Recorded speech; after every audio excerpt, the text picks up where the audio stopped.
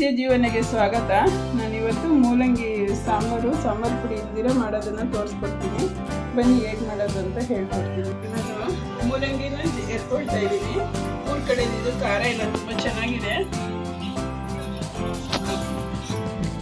ಎರ್ದ ಆ ಥರ ನೀರಲ್ಲಿ ಹಾಕಿದ್ದೀನಿ. ಹೆಚ್ಚಿದಾಗ ನೀರೊಳಗಡೆ ಹಾಕಬಾರ್ದು, ಅದ್ರ ಪೌಷ್ಟಿಕಾಂಶ ಹೊರಟೋಗುತ್ತೆ. ಸಾಂಬಾರು ಪುಡಿ ಹಾಕಲ್ವಲ್ಲ, ಹಂಗಾಗಿ ಪಾತ್ರೆಗೆನೆ ಒಂದು ಬೆಳ್ಳುಳ್ಳಿ ಹಾಕಿದ್ದೀನಿ, ಒಂದು 4 ಹಸಿಮೆಣಸಿನ್ಕಾಯಿ, ಒಂದು 7-8 ಒಣಮೆಣಸಿನ್ಕಾಯಿ ಹಾಕಿದ್ದೀನಿ. ಇದನ್ನು ಸ್ವಲ್ಪ ಎಣ್ಣೆನಲ್ಲಿ ಒಂಚೂರು ಬಾಡಿಸ್ಕೊಳ್ತೀನಿ. ಬಾಡಿಸ್ಕೊಬಿಟ್ಟು 1 ಗ್ಲಾಸು ತೊಗರಿಬೇಳೆ, ಒಂದು 1/4 ಗ್ಲಾಸು ಹೆಸರುಬೇಳೆನ ತೊಳೆದ್ಬಿಟ್ಟು ನೀರು ಹಾಕ್ತಾಯಿದ್ದೀನಿ. ಇವಾಗ ಬರೀ ನೀರು ಹಾಕಿ ಒಂಚೂರು ನೀರು ಕಾಯ್ಕಂದ್ರೆ ಬೇಳೆ ಹಾಕೋಣ ಅಂತ ಮೆಣಸಿನ್ಕಾಯಿ ಒಗ್ಗರಣೆ ಆಯಿತು. ಇವಾಗ ನೀರು ಹಾಕ್ಬಿಟ್ಟು ಬೇಳೆ ಹಾಕ್ತಾಯಿದ್ದೀನಿ.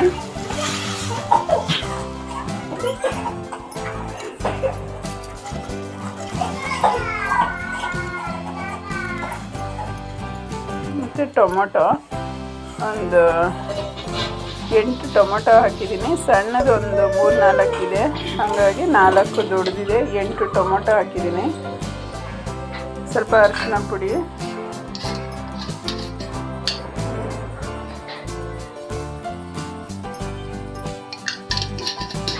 ಮತ್ತು ನುಗ್ಗೆಕಾಯಿ. ಯಾವ ಸಾಂಬಾರ್ಗಾದರೂ ಅಷ್ಟೇ ನುಗ್ಗೆಕಾಯಿ ಹಾಕಿದ್ರೆ ಸ್ವಲ್ಪ ಬೇಯಿಸ್ಬಿಟ್ಟು ಅದನ್ನು ತೆಗೆದು ಹಿಂಡಿ ಬಿಸಾಕ್ಬಿಡ್ಬೋದು. ನೋಡಿ ಲಾಕ್ ಮಾಡಿ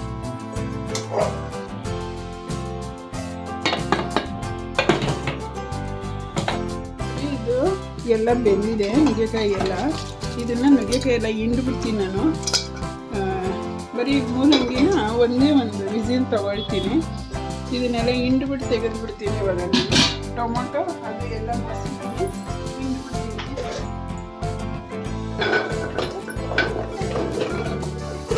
ಮೂಲಂಗಿ ಜಾಸ್ತಿನೇ ಇದು, ಒಂದು 10 ಜನಕ್ಕೆ ಮಾಡ್ತಾಯಿದ್ದೀನಿ.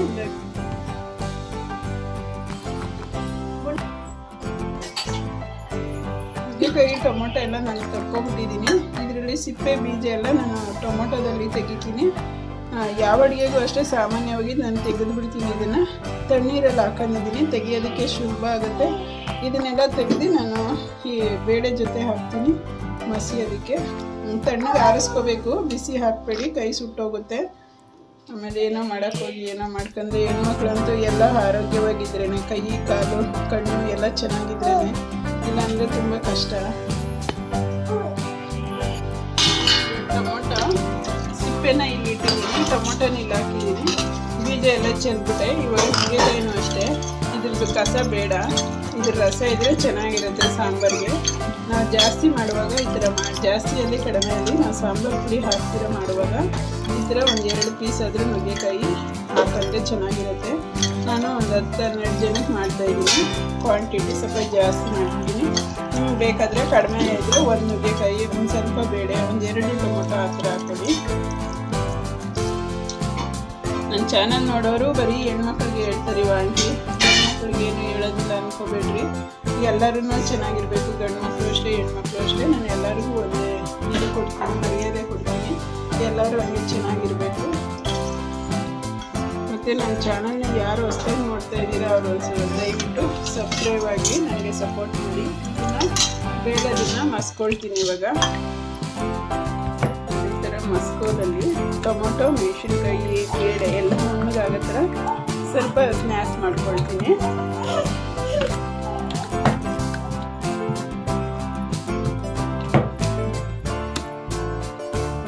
ಸಾಂಬಾರು ಪುಡಿ ಖಾಲಿ ಆಗಿರ್ಬೋದು, ಅಥವಾ ಯಾವಾಗೂ ಸಾಂಬಾರು ಪುಡಿ ಹಾಕಿ ಬೇಜಾರಾಗಿರುತ್ತೆ, ಅಂಥ ಟೈಮಲ್ಲಿ ಈ ಥರ ಡಿಫ್ರೆಂಟಾಗಿ ಮಾಡ್ಕೊಳ್ಳಿ ಒಂದ್ಸತಿ.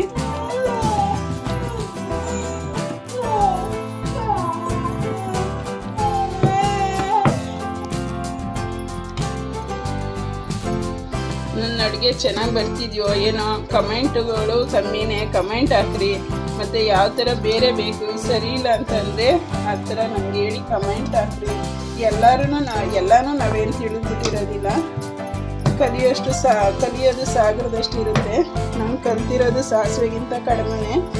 ಕಮೆಂಟ್ ಹಾಕ್ರಿ, ನನಗೆ ಸಬ್ಸ್ಕ್ರೈಬ್ ಆಗಿ ಸಪೋರ್ಟ್ ಮಾಡಿ. ನಮ್ಮ ಕನ್ನಡದ ಜನತೆ, ಕನ್ನಡದ ಹೆಣ್ಮಕ್ಳನ್ನ ಬೆಳೆಸ್ಬೇಕು. ಎಷ್ಟೋ ಜನನ ಬೆಳೆಸಿದ್ದೀರಾ.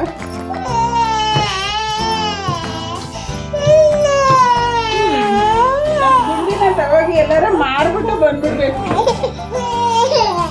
ಯಾರಾದ್ರೂ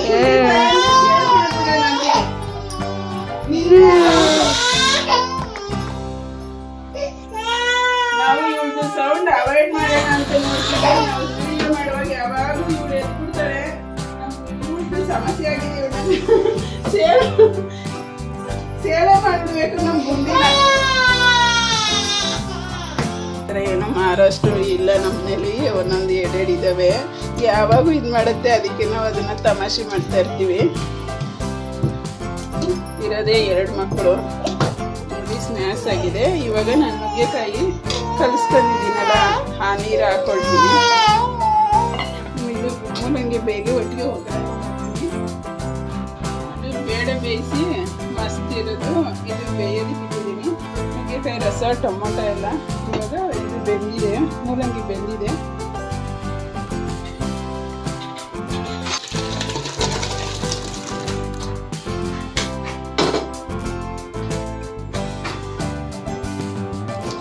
ಇದು ಸ್ವಲ್ಪ ಮೂಲಂಗಿ ಫಸ್ಟೇ ನೀರಾಗುತ್ತೆ.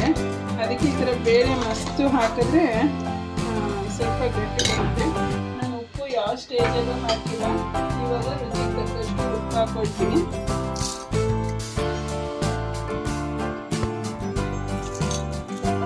ಸಾಕು. ಮತ್ತು ನಂದು ಹುಣಸೆ ಹಣ್ಣಿದು, ಹುಣಸೆ ಹಣ್ಣು ರೆಡಿ ಗೊಜ್ಜು.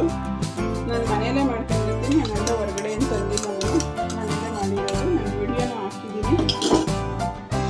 ಯಾವಾಗೂ ಕಲಸಿ ಒಂದೊಂದು ಚೂರು ವೇಸ್ಟ್ ಆಗುತ್ತೆ. ನಾವು ಎಷ್ಟೇ ಇಸ್ಕೊಂಡಿದ್ದು ಇನ್ನು ಒಂದೇ ಸತಿ ರೆಡಿ ಮಾಡ್ಕೊಬಿಟ್ರೆ ತುಂಬ ಚೆನ್ನಾಗಿರುತ್ತೆ. ನಾನು ಹಂಗಾಗಿ ಈ ಥರ ಮಾಡಿದ್ದೀನಿ. ನಾನು ಇದನ್ನು 10 ಜನಕ್ಕೆ ಸಾಂಬಾರು ಮಾಡೋದು. ಕೆಲವು ನಮ್ಮ ಹೆಣ್ಮಕ್ಳಿಗೆ ಕಮ್ಮಿ ಮಾಡೋದಕ್ಕೆ ರೂಢಿ ಇರ್ತಾರೆ. ಹಾಗಾಗಿ ನಾನು ಇವಾಗ ಅದನ್ನು ಕುಲಂಕುಷವಾಗಿ ತೋರಿಸ್ಕೊಟ್ಟಿದ್ದೀನಿ. ಸ್ವಲ್ಪ ಬೇಳೆ ನೀರು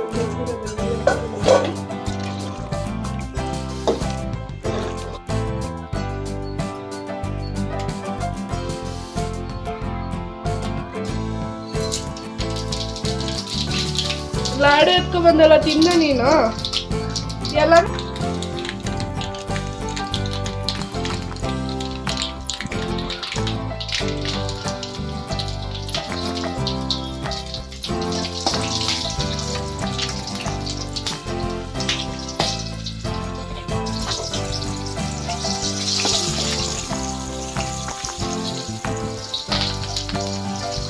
ಸ್ಟವ್